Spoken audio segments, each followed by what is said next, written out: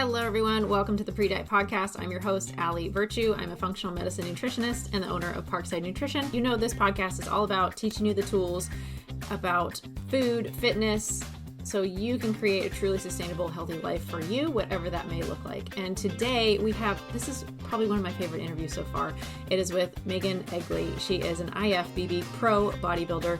But more than that, she is an expecting mother, and she is sharing all of her wisdom with us. She's a nutrition coach as well, but she's also a badass professional. So just a very successful human in so many realms, and I loved picking her brain. I learned so much that I didn't know about her background, her education, her passions. It was phenomenal, and she gives such amazing advice. So you're definitely going to want to listen to this one, and I hope you want to share it with your accountability buddy, your fitness buddy, everybody you know, because there's so much knowledge in this one episode. All right, welcome Maeghan to the Pre-Diet Podcast. Thank you so much for being here today. I'm so really excited to talk to you and just share a lot of your wisdom and things that you've learned along your journey with the people listening. Yeah, thank you so much. I'm happy to be here. I love talking fitness, nutrition, and all the things, so I'm excited. Absolutely. For people who don't know you, the first thing they would probably see on your Instagram is that you're an IFBB Pro Bodybuilder. But what else should people know about you to really kind of have some good context on you as a person? Yeah, I'm a wife, I'm a dog mom, I'm a full-time sales executive for a title company, Ticor Title in Salem, Oregon. So really the bodybuilding stuff and the nutrition and all of that stuff is really just a side gig.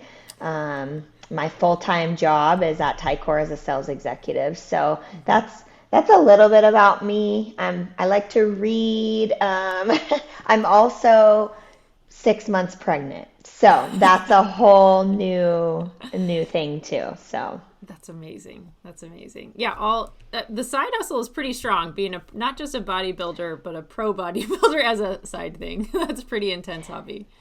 Yeah, it's an expensive hobby, and it requires a lot of time and energy. So, but it doesn't pay the dang bills. I think some people when they look at the industry from afar, they think that it makes money, and it really, it can if you make it your full time, like you try to climb the ladder, but it's not coming from competing really. The prize money is pretty small. It's really about how people monetize the sport and monetize being a professional athlete. It's never about like actually competing and winning that pays any bills. So it's an expensive hobby. Very expensive. I think a lot of them tend to be like that, but that's really interesting though, and I definitely want to learn more about it. But how did you get into fitness? Did you play sports growing up? How did that kind of journey start for you? Yeah, so I actually played collegiate volleyball out in Kentucky. I got recruited. I played 2 years. Yeah, I played 2 years at Clackamas Community College out of high school. I went to McMinnville High School. And then I got recruited from Clackamas and played out in Kentucky at Lindsey Wilson College. And we were great team, top 10 in the nation all the years that I played. And then I had to do an extra year because my degree, my major was psychophysiology, which is biology, psychology together in a sandwich, which was amazingly cool. Yeah, basically how the mind can influence and impact the body. And so I needed another year because I was, when I transferred from Oregon schooling to Kentucky, the credits didn't transfer the same. So with that extra year, I ended up working with the volleyball team for their strength and conditioning. So I ran their strength and conditioning, and then I helped coach with the defensive side of things for volleyball. And that kind of like pushed me into the fitness world, and like I started to fall in love with it. And then I ended up actually coaching like a booty class for all the super amazing Kentucky women out there. It was like Gen Pop came into the gym and took my booty class. And so that kind of was like my initiation into fitness. And then I graduated, came back home, was thinking that I was going to try to get a grad assistant job as a strength coach somewhere, because that's kind of what I was thinking I wanted to do. I kind of shifted gears from maybe medical school. That was the plan. with my degree, and I really fell in love with fitness. And so when I came home, I started working at Tycor. And once you're making money, it's hard to turn away. And so I didn't go back to grad school or anything like that, but I was still training and going pretty hard in the gym because I loved it. And I had a guy approach me and say, hey, you should do a bodybuilding show. And I had no idea what that meant. And I just dove right in. That's amazing. I had no idea the background, but that sounds so fascinating. I majored in biology and chemistry, but like the mindset pieces, I feel like I could be quite entertained, with like another degree in psychology, because I think that's secretly what this podcast is like I just want to hear people's stories and hear them talk about things and how they created transformations for themselves, and just share those little nuggets, and hopefully that causes somebody else to be able to make that transformation. But what are some of the cool things that stand out that you got to learn from studying that formally? Yeah, I mean, it was actually only the third school in the United States that was offering that specific degree at the time. It was very, very new. And I really loved the psychology classes that I had taken prior, but I wasn't getting enough of them with just the biology degree. And so my counselor had said, this is a new thing, like, are you interested? And I think some of the research stuff that I dove into, like for my thesis to graduate, was on the power of prayer and healing your body through prayer. And I think there was several studies that showed there was no medical intervention, but just the power of people's mindset changing was healing their bodies. And so I think, I had a coach in high school, and he said to us all the time, mental is to physical as 4 is to 1. And I never really understood that until later on. But like, your mental has so much more power, and your mental will actually fail you first before your body. And I think having that degree, it just opened my mind up to like the power of your mind and how it can influence and affect your body. And I think if you coach the mind first, the body will come along, which is probably the biggest takeaway that I got from that degree. And I personally used it. Absolutely. I think that's so true, because I think hopefully, again, my idea with this podcast is like hearing from people that are very successful. And the themes start to come out, right? There's a lot of people are looking for the magic pill, silver bullet, or whatever with fitness. And it's like the same stuff over and over again, but it's like the mental tools of like, how do I get myself to change, or how do I change my behavior? If we can change our behavior, whether it's fitness, whether it's professional stuff, like we're unstoppable. We can do whatever we set our mind to. But studying that formally, I think, is so interesting. My dad, I think, studied psychology, and he's like, don't get a psychology degree, you can't do anything with it. But I'm like, but it's so cool. He's like, everybody knows it's really cool, but don't. For sure. No, I 100% agree. Yeah but it was cool because you can kind of transfer it later. Absolutely. I bet that's so helpful, like with nutrition clients, and especially bodybuilding, which requires so much discipline and mental fortitude. It's not just grinding through the workouts. It's probably the easier part of all of it comparatively. Yeah. Even sales. I mean, there's literally degrees psychology of sales. So like, I think the psychology as a study has kind of changed a little over time, and it's more valuable, but it's hard because just doing the psychology degree, I was like, no way. Because same thing. I heard people say that. They're like, you can't do anything unless you're going to be a professor or teacher later. Yeah, absolutely. Which is not what you want to think about necessarily, but it is, the kind of cold hard truth of it. But that's amazing. So cool. I had no idea of your background in sports or training. And did you ever do personal training, or did that kind of fall to the side after once you got working in the professional realms of things? I did a little bit of personal training just for free, just to kind of like I had friends that were like, you're kicking butt, like I want to join in with you, or can you help me too? And so I did it just for fun, but I never really did it until I think it was 2023 that I started it officially. So but before that I didn't do any personal training. Just the group classes. That is fun. That energy and that just like environment when people are getting excited about it, I feel like is pretty addictive. as the Yes. coach, because you're just seeing people thrive and it's so much fun. Yeah.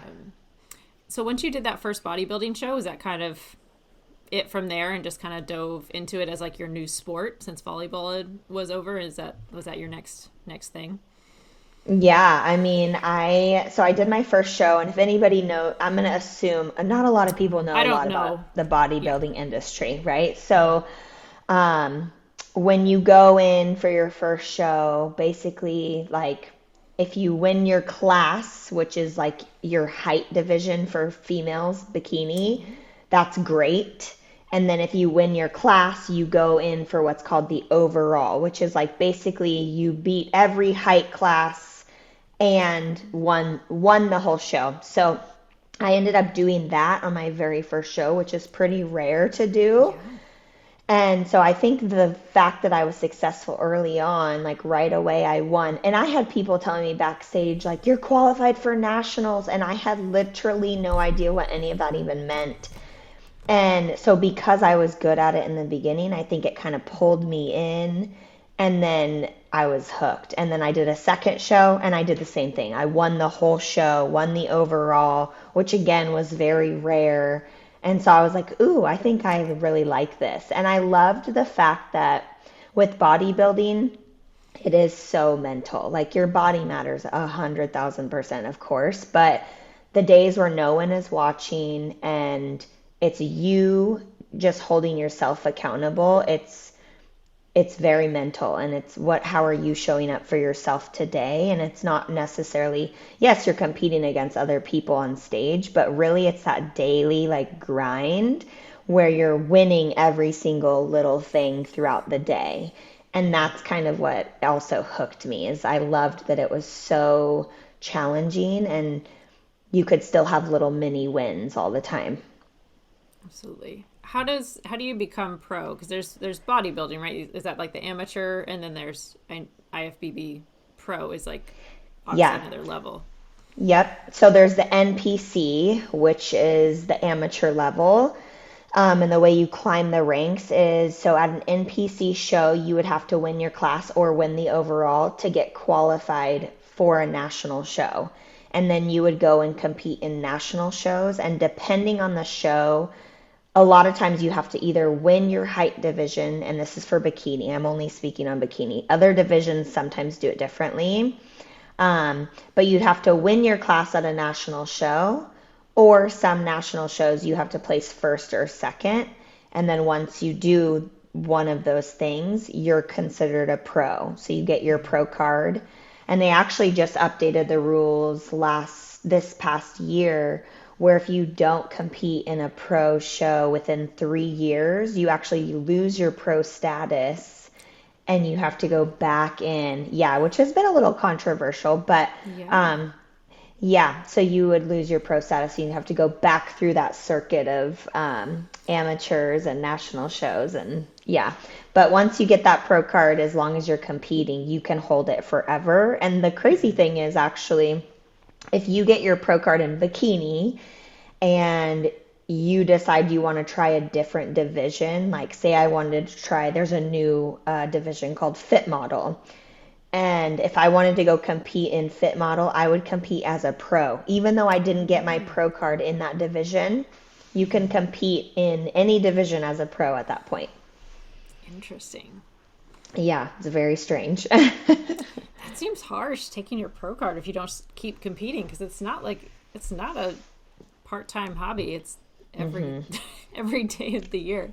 Yeah. Well, When and you're you have these huge guys that are like, in order for the big bodybuilders to make changes over time, sometimes they have to be off stage for 2+ years to put on muscle. And like for them to lose it, that'd be difficult. And then for me, here I am, I'm pregnant. So I'm like, you're not going to compete for a little bit. You're kind of going to be yeah, busy. That's rude. uh-huh, yeah. So it's interesting. We'll see how it all pans out. They change things all the time within the industry. So I could see people like coming together and And you're trying to like, get that no. changed. Yeah. Yeah. Gosh. You talked about having to win like every single day, which I love that mentality. but when you're coaching nutrition clients, and I talked about this with Devin Grogan's too, of like the degree that he's paying attention to things. And I've heard you talk about this before, of like always having your meals prepped, kind of as a preference, but also like you have to as a pro bodybuilder.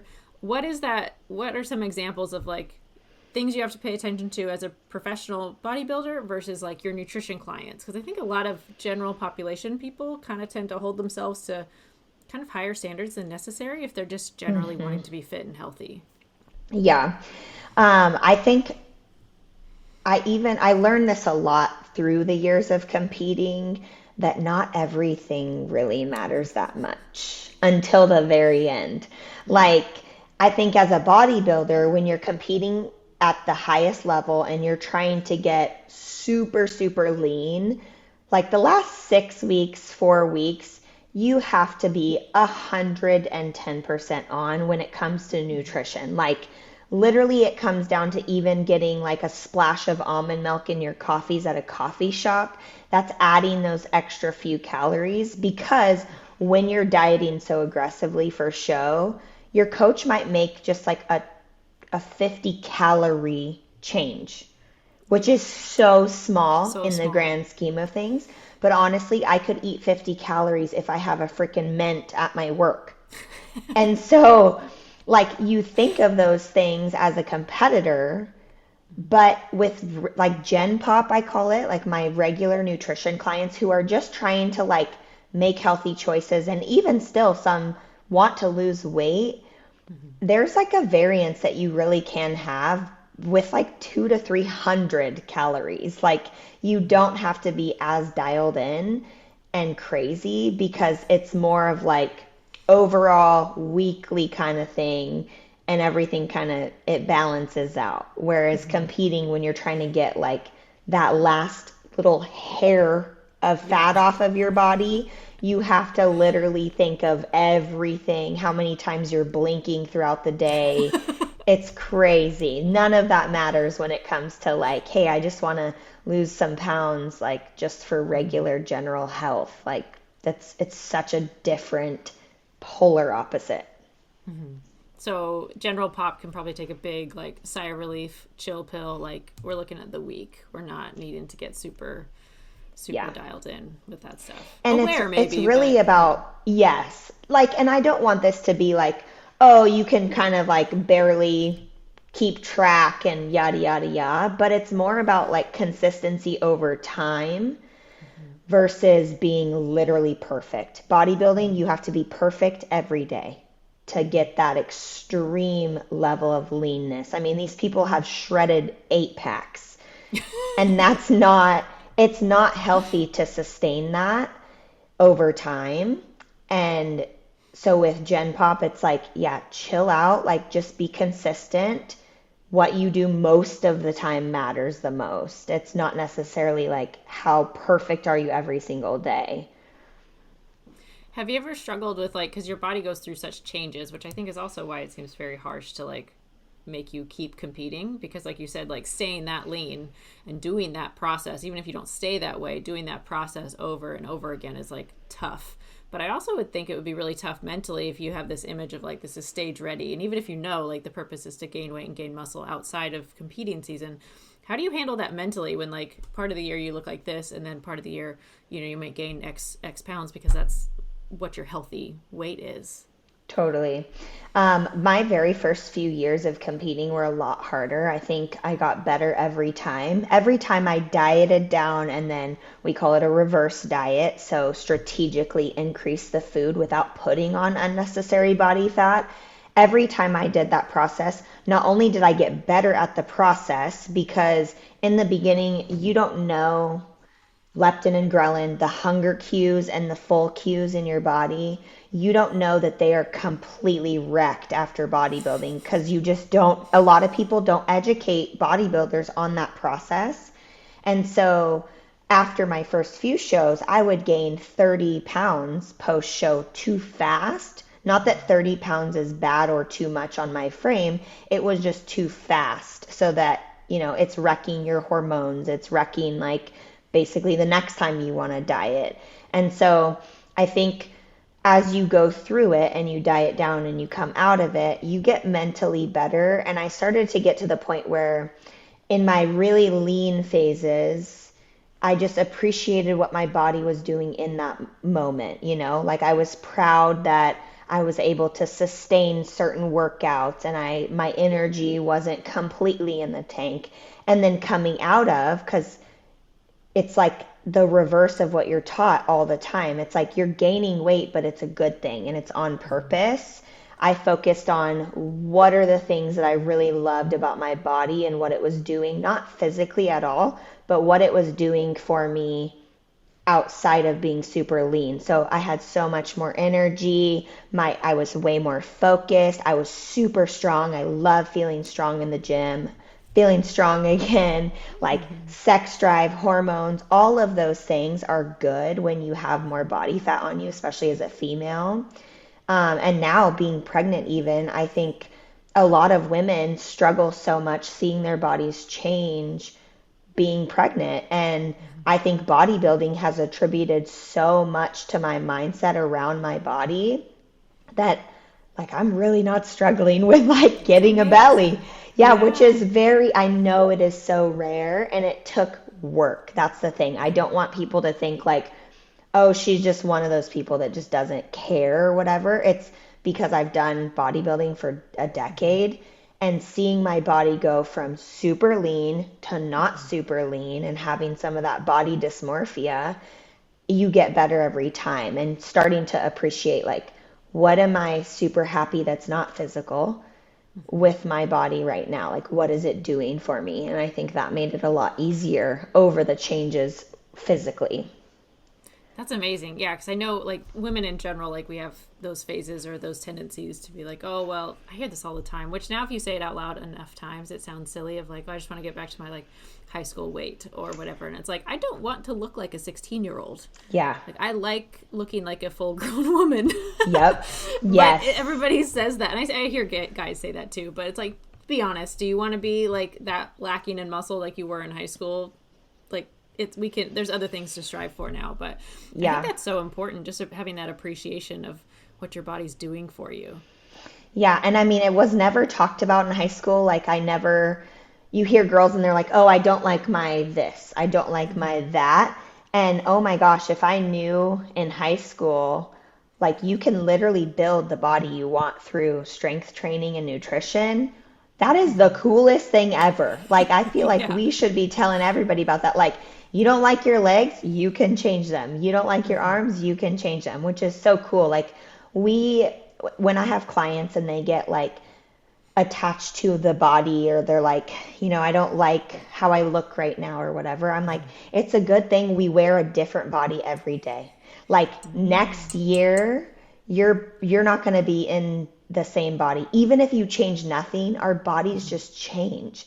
And so like, don't get attached to the body you're wearing today because it's going to be different in a week. It's going to be different in 5 months. And it's about how you're deciding to change it. But regardless, it's going to change. It just depends on, are you morphing it and creating it, or is it just changing how it's wanting to change over time?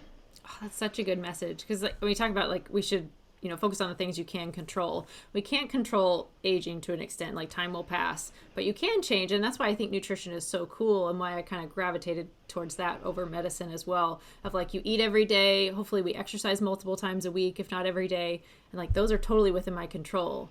And I think you're right. And Devin said the same thing. He's like, I just thought it was so cool artistically of like, I can change the way that my body looks. And, I wanted to know what your thoughts are when women say like, I don't want to get too bulky or I don't want to accidentally. I know. Thank you. That's what that kills me. I'll always laugh. Like I always start with just laughing when they say that. But I'm like, I'm over here trying my hardest to get bulky.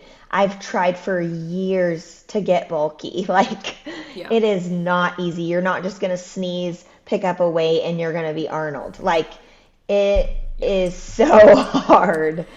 And you have to be dialed over time. I mean, I think even competitive bodybuilders spend years trying to put on a pound of muscle. And so when people say that to me, I'm like, girlfriend, I promise you. And sometimes I even show them pictures of like where I started and where I am now and how long it took. And it's like, Yeah. this is me being extremely intentional over 10 years. And I only gained this much muscle. Like, it Yeah. ain't gonna happen overnight, sis. Yeah. I know. And I think, and stage photos are one thing, right? Because I saw you at an event when you're pretty close to like stage, either just right after or right before. Uh-huh. And like, you're not a large person, right? I think that people have this like knowledge of like, oh, I won't fit through doorways all of a sudden. Like, I'll Yeah. just be like so wide. And it's like, I do the same thing like with corporate talks of like, guys, I've been trying to get bulky for years. I'm like 13 years in, and this is it. And like sometimes it hits, sometimes it does not. Because I'm like, guys, I know I'm not huge. Like, I'm a dead average woman. I don't look that, it's just so funny because it's not going to happen accidentally. And I remember Yeah. being at like my like physical best, and you still like, unless you have the nutrition piece, which at that point I didn't. I just did CrossFit and paleo, eating way too much fat, had no idea where everything was coming from because didn't track my food. But it's so healthy, it's so clean. I just had no idea, and all things that I Yep. learn now. You need both. You need quality and quantity. But I never felt like I looked like the athlete I felt like. I felt super athletic, but always felt a little bit fluffy. And it wasn't until I learned more of the macro side and like the quantity side of things, and kind of had to Yeah. like try to settle those two things of like, but I want it to be the cleanest, healthiest food, but also I was just eating too much. I was hungry. Yeah, So I ate too much. you can overeat literally anything. I remember when before I got into bodybuilding and I considered myself like healthy, because I made healthy choices, I would literally get like a bag of almonds and sit at my desk and eat like a whole bag of almonds. Like, that's so much So fat. healthy. Yeah. And it's so healthy. Like, an almond is healthy, but Yeah. anything can be taking you into a caloric surplus, and that's where we either gain weight or stay. But yeah, that's funny. Same thing. In the beginning, I was like, I feel like I should look different because I I work out train so hard. hard. Yeah. Yeah.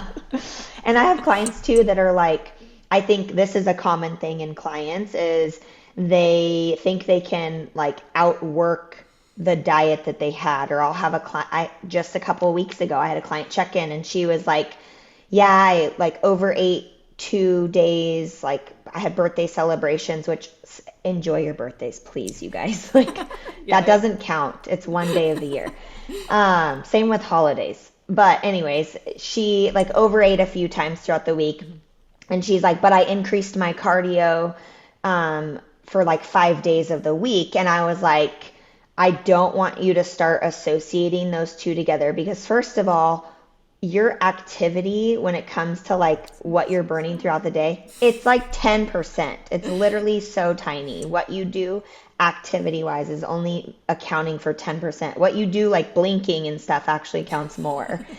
And so I told her, like, we don't want to negatively associate food with exercise because people then start to get in the mindset of they have to earn their food, or if they ate badly, they have to work off that food. And you can't. It's basically impossible because of the differences in terms of like the numbers. But yeah, I had to explain to her, like, no, we don't want to do that. We don't want to start negatively associating. Just get right back on your plan and don't try to undo what's already done. It's just get back on the wagon. Absolutely. I'm sure there's plenty of people on Instagram that do these, but like they'll eat a crumble cookie and they're like, I'm going to go burn it off. And they go for like a half marathon run to like try to burn the same amount of calories. It's like, no one has time for that. It's a losing strategy, but it is really hard to be that consistent day in and day out, to just make our lifestyle accommodate the occasional fun stuff. But I think that's, the very unsexy answer that a lot of us are saying, but just takes time to let that sink in, probably. Yeah. Absolutely. What are some misconceptions that people have about bodybuilders or professional bodybuilders? What are some things that you've heard that you're like, yeah, that's not really true? That we make money.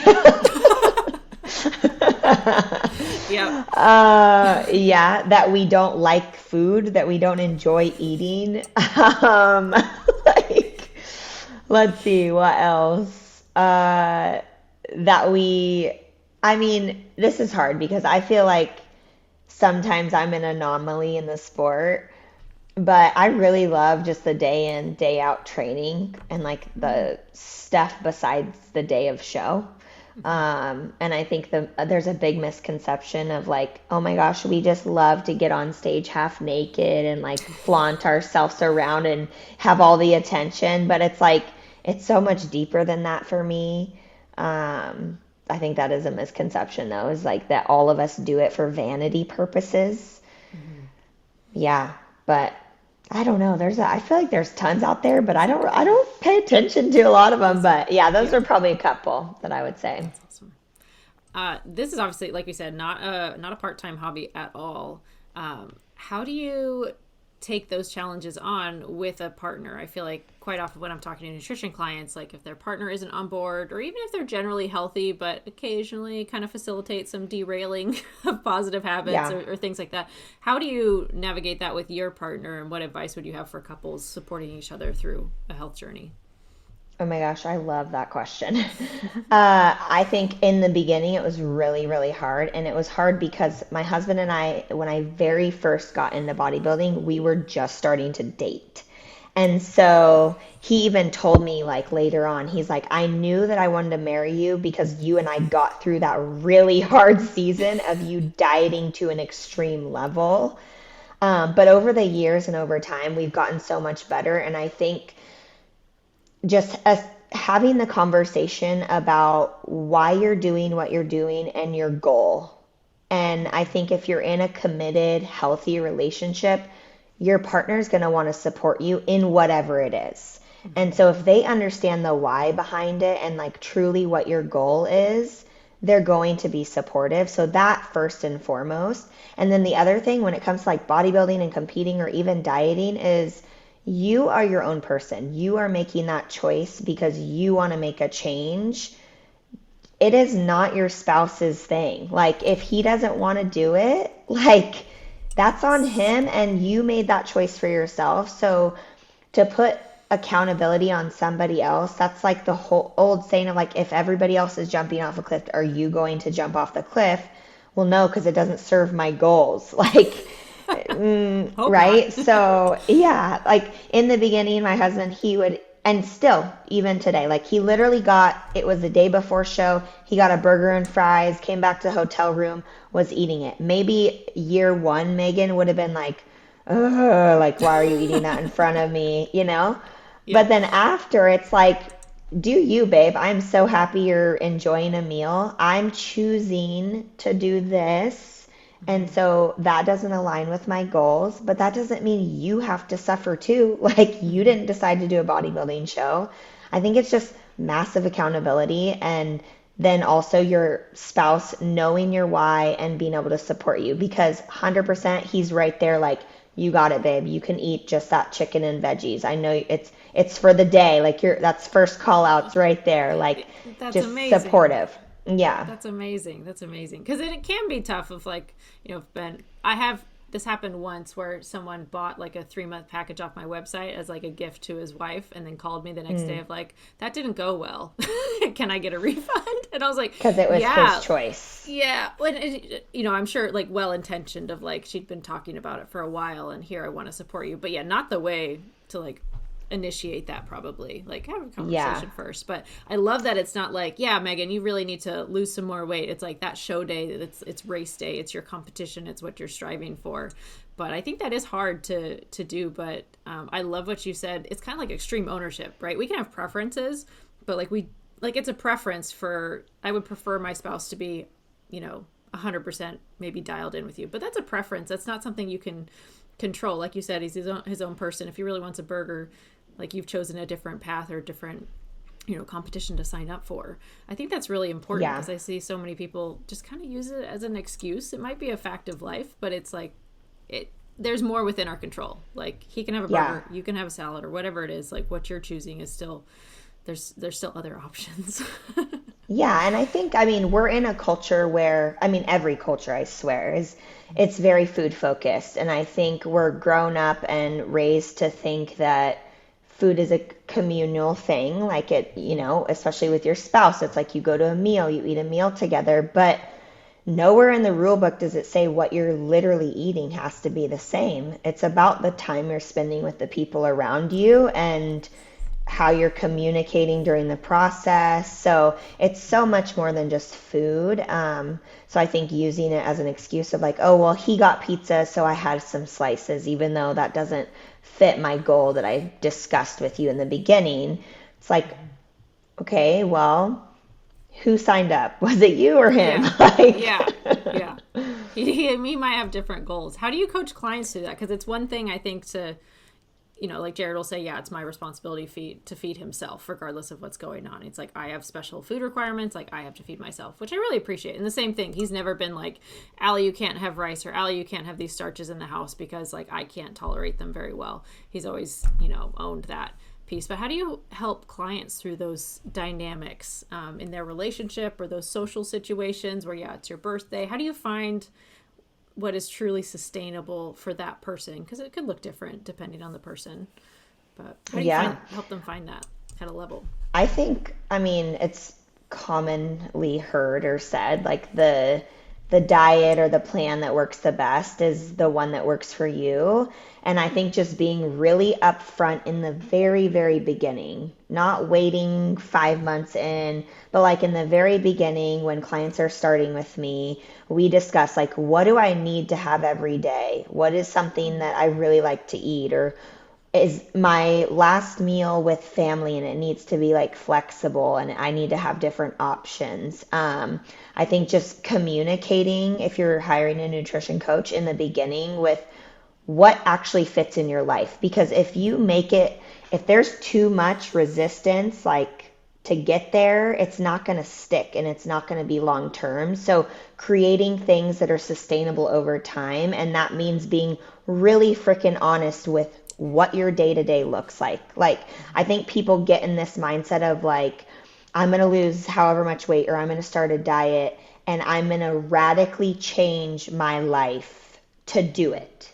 Instead of thinking, how can I make a few new habits fit into my already life? Because your life is basically not going to change. There's not a lot that you can change, especially moms, people in relationships, like your schedule, people that work. It's pretty set that you're going to have some things that come up because that's life. And I think just being in the beginning, if you do want to make nutrition changes or just physical changes or whatever, strength changes, being extremely honest with yourself in the beginning about what you need to be successful, because the reality is it's pretty freaking easy to make a diet or macros or whatever fit into whatever lifestyle. That's the way that I coach, is like I do macros. And so you can really eat whatever you want if within reason, like focusing on whole foods mostly, but you can kind of make whatever work if you need it to. It's flexible. Absolutely. I feel like sometimes clients come up with those right away of like, Allie, don't touch my popcorn. I love popcorn at night. And I'm like, okay. And they thought I'd have like an argument about it. I'm like, I'm not worried. Or he'll hear clients like, I felt bad because I had a spoonful of peanut butter. I'm like, why? She's like, well, it doesn't have that much protein. I'm like, well, I'm glad you know that. I appreciate that. Just food facts. But like, you're progressing great. You're getting enough protein. I don't really care about fats and carbs where the rest of them really, balance out to. It's kind of a preference thing. And if you want to enjoy that, that's fine. As long as you're keeping progressing and you feel good, like, I don't think you need to feel bad about that at all. It's just funny, some of the unprogramming of like, that's fine. I think a lot of people expect like a fight about it. Yes. Well, and they think for change, they have to be so extreme. Like they think they have to be bodybuilders just to get changes, but it does not have to be that crazy. Absolutely. What is something, I think you kind of already answered this, but what are some mantras or some like mindset tips that you have for people to help them stay focused on doing the things when consistency feels really hard, whether we're tired, we're just spent for time? What kind of helps you and or your clients kind of stay focused on that?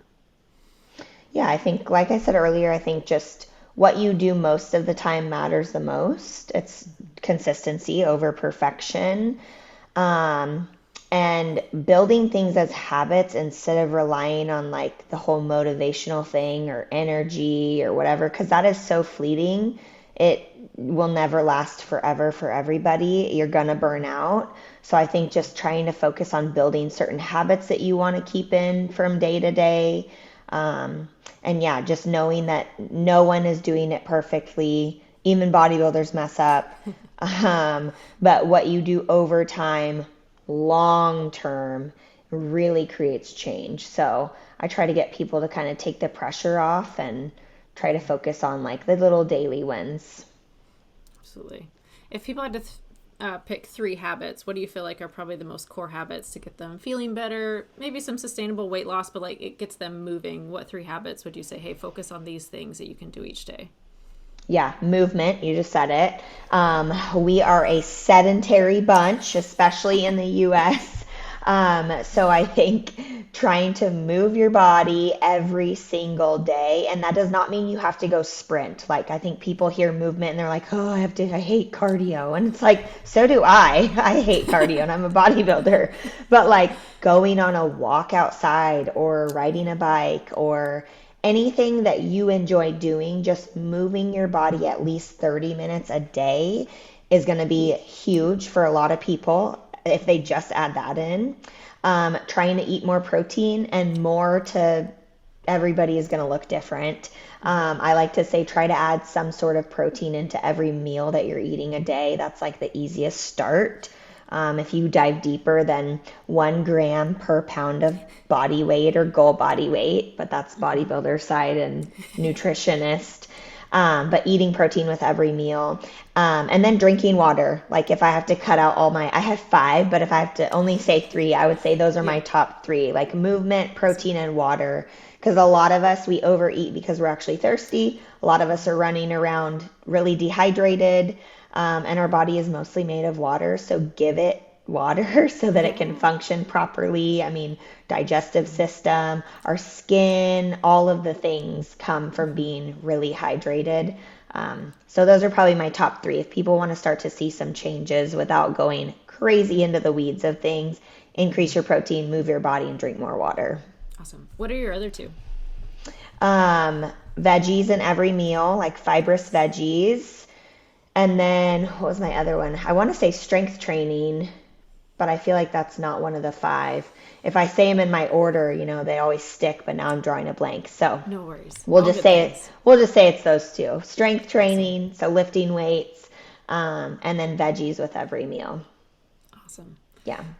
How long should someone be doing those things before they say, oh, I'm not seeing any progress? Oh, geez. 6 months. Yes. No. I feel like people are going to be like, Honestly, I've been at this 5 days and I'm not seeing anything. Yeah. Yeah. Change is freaking slow. And I like to account for, maybe that's dramatic. We'll say 4 months. We'll take it a little lighter. But change happens slowly, even when people are really perfect. Change happens very slowly. And if we're not tracking, I'm a big fan of tracking, because if you can track, you can count. If you know the numbers, you can make adjustments and make educated adjustments. But if we're not tracking and we're just adding in those things, just lifestyle wise, I would give yourself 4 months, honestly, because even my clients that are dialed and they're checking in weekly with me and I have them set on macros or whatever, their changes take time, like a lot of time sometimes. And so I think giving yourself like 4 to 6 months before you start getting pissed off, then that's probably better. Agreed. It's just like not something you can put on a billboard. Like it's not a 30-day shred or anything, but like if someone does want that, which I'm happy that it's becoming more like kind of in vogue to be like, I want it to be sustainable. I feel like, the positive social media influencers and or educators as well, like people are coming to be saying like, but I want it to be sustainable. But I'm like, I love that. Yeah.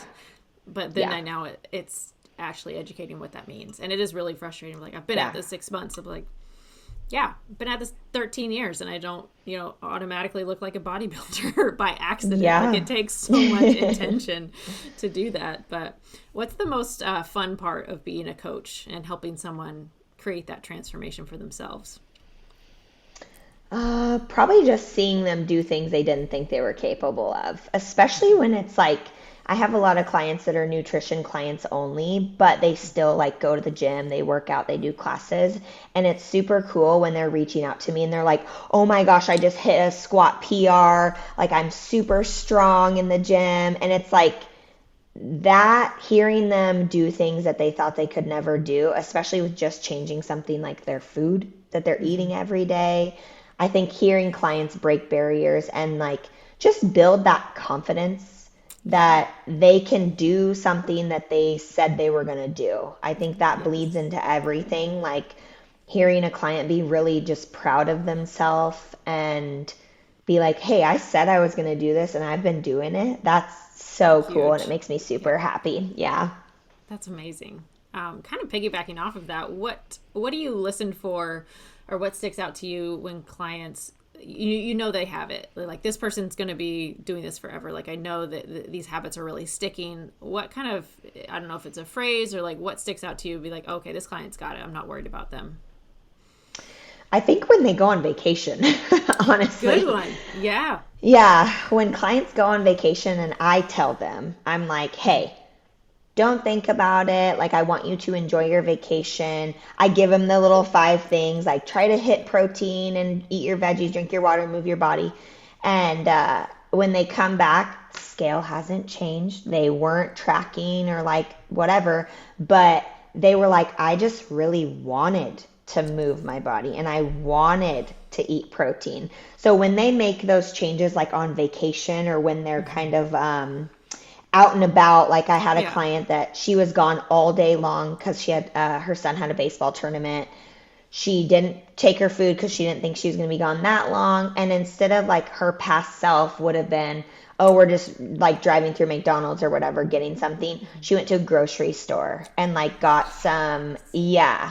I was like, oh, she's got it. Like, she's a pro. And she didn't, I'm like, she didn't have to, it's just stuff like, when the client starts to make the decisions themselves because they want to, instead of reaching out and being like, hey, running late, what should I get at McDonald's? And then me having to say, actually, like, is there a grocery store closer? Or, you know, getting it this way instead of just the bacon cheeseburger. You know what I mean?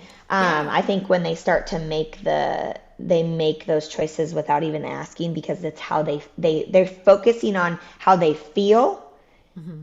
When they take in whatever they're taking in versus like just following the rules.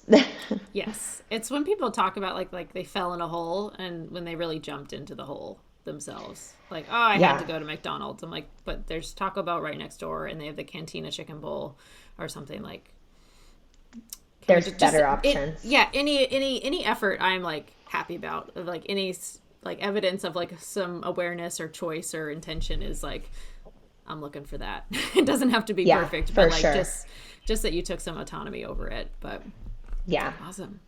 How has this kind of, as you kind of transition to motherhood, how have you kind of mentally prepared yourself or shifted gears from like the aesthetic goals, probably health goals on steroids, I would guess, for this next phase? I mean, I had a pretty rough, from week 7 to 17, I was nauseous 24/7. And crazy thing, the things that helped the most when I was the most nauseous was protein first. And which is crazy because I always thought, like, in my head, I'm like, oh, saltine crackers. Like, that's what they'd say. You hear. Yeah. Yeah, that's totally what you hear. No, like protein actually helps with nausea. Protein first thing in the morning. And then the days that I did not move or exercise, I felt worse. So like the same habits that make my human feel good without creating a human actually helped so much when I was going through like the harder phases of when really a lot of the formation of your baby is happening. I mean, you're creating the placenta, you're creating the structure of the baby. All the hard work is in that first trimester of when you're really working overtime. And so just like the simple things, honestly, of like, and being hydrated, like having electrolytes in my system, it all came back to those same habits that like make my body feel good in general, helped me so much. And now still, even through pregnancy, there's still like when I feel icky, if I go on a walk, I don't want to go on a walk. I want to lay and be a potato. But it's like if I just do it, if I just get moving and I go on a walk, it helps. It makes me feel better. That's amazing. Has anything changed or stuck out to you? Like, oh, okay, this is different because I'm pregnant, or I need to do this because I'm pregnant. Anything different?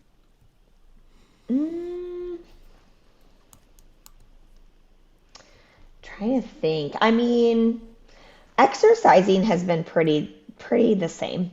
I don't, okay, I will say I don't go to like absolute failure hitting my top sets, because that's just not my goal right now. I'm just trying to like maintain whatever muscle that I have. Um, but not a ton. I wouldn't say, I mean, in terms of like rigidity, I got pregnant 8 weeks post show.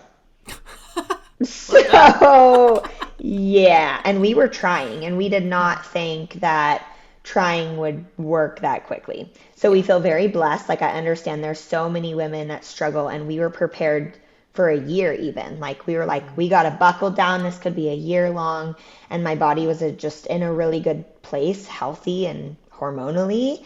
And I attribute that a ton to my coach, his protocols, and then working with a naturopath throughout my entire season and career prior even of bodybuilding. But yeah, I mean, we got pregnant and it was just like, oh wow, this is happening. You're like, that was a little faster than I thought. Yeah. So I don't know where I was going with that. I forgot what the question was. We'll blame pregnancy. Just what was different. But no, that's really reassuring to hear. And also like, I think this myth is pretty much dispelled by now, but like of like, don't lift when you're pregnant or don't lift over a certain amount of weight. But like, you've been doing this for 10 years. Like this is the same as, doing the dishes or taking out the trash. Like these are all things that you're like so capable of doing. So yeah, that's just really reassuring. Oh, I think basically just saying like, I'm not going to failure every time anymore with my exercises. Yeah. Amazing. Let's see. You mentioned a little bit of professional. I'm always super curious too, and that's just based on the guests that I've picked. It's not always necessarily like a full-time fitness professional, but anytime I see like a successful person that has like kind of a very well-rounded person, I always want to pick their brain. And same for you. Like your professional life, I feel like just exudes discipline, and I know your background as a bodybuilder, so that makes a lot of sense to me. But how have those kind of two worlds helped each other out, like your discipline in the bodybuilding translated to like a very good career? Yeah, I think doing what you say you're going to do is a big one, and it's really sad because that's very uncommon nowadays. Which is so simple. But again, like a lot of people just don't do what they say they're going to do. And I'm reminded of that all the time within my career, within Tycor and the real estate industry, and then even within fitness and coaching and nutrition.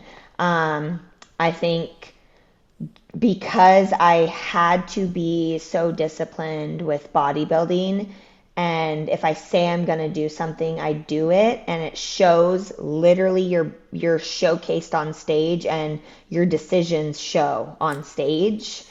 And that just bled into everything that I do. Like if I say I'm going to do something, I do it.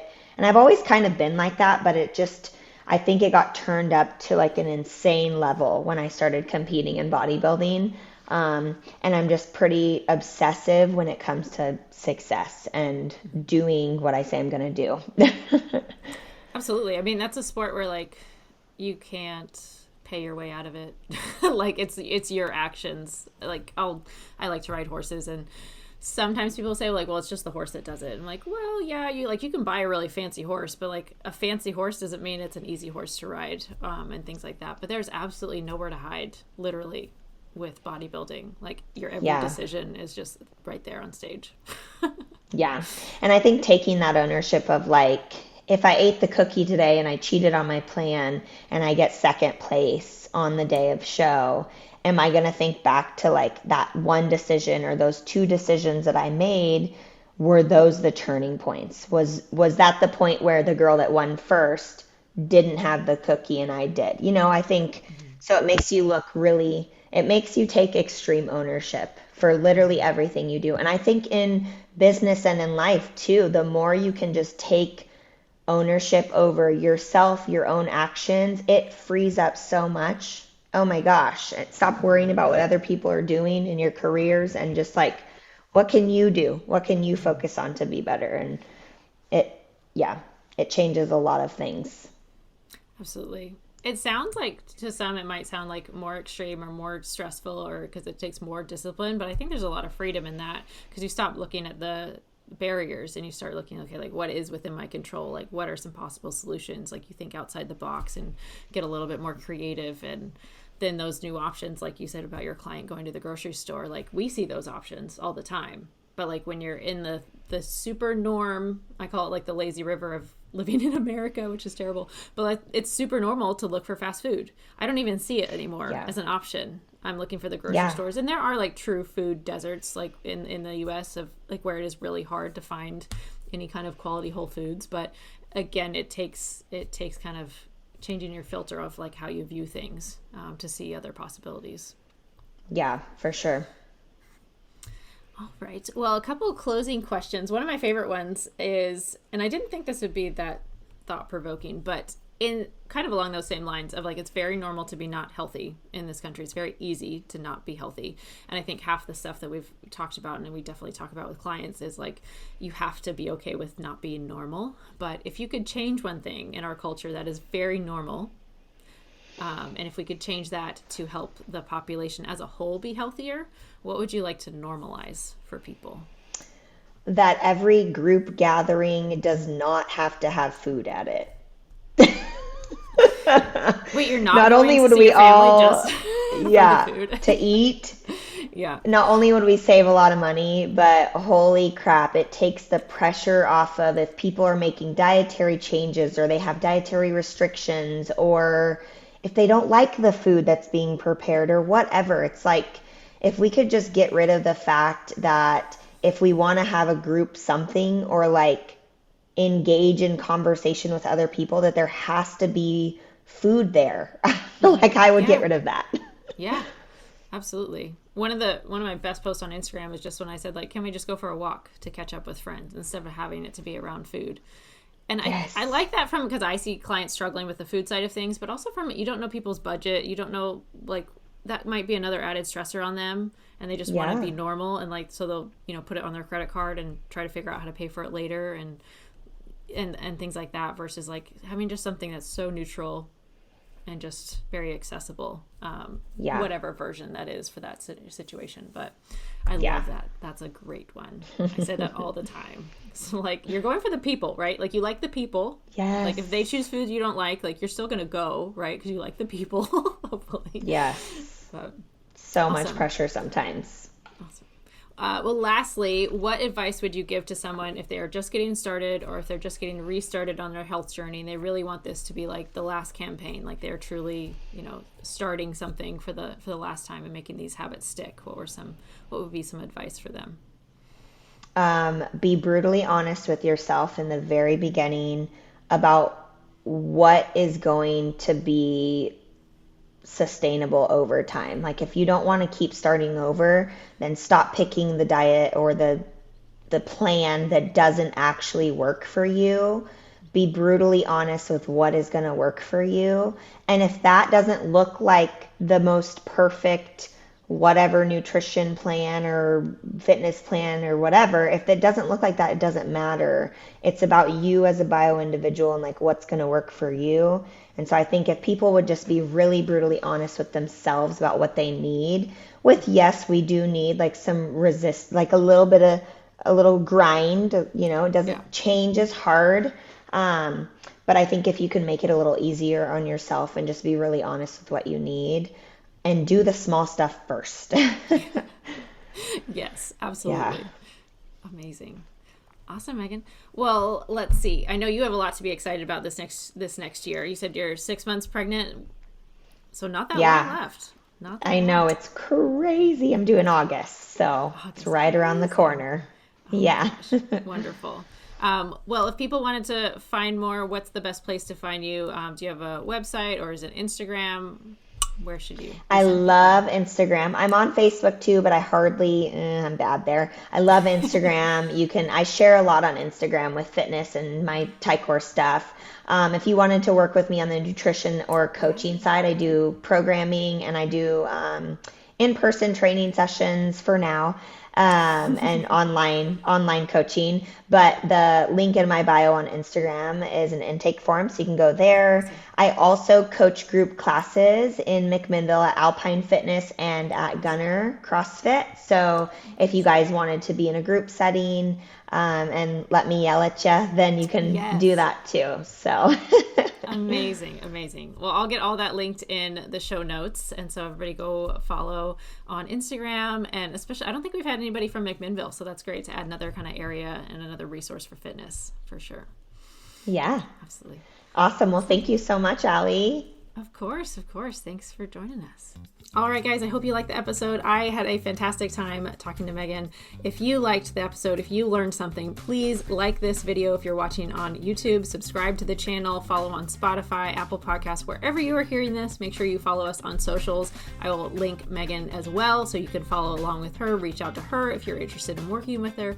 She is just a delightful person, and I'm so glad she took the time to chat with us. But otherwise, if you want to support the show, you can follow in all the things, leave a comment, leave a review. That is so helpful so this gets in front of more people and we can grow. If you want more resources on helping you along your health journey, make sure you go to parksidenutrition.com/subscribe and subscribe to the Free Shit Friday email list. And that way you won't miss a thing. Any new videos, resources, I usually send a downloadable resource every single week. So make sure that you subscribe to that email list so you don't miss out. All right, I'll see you in the next one.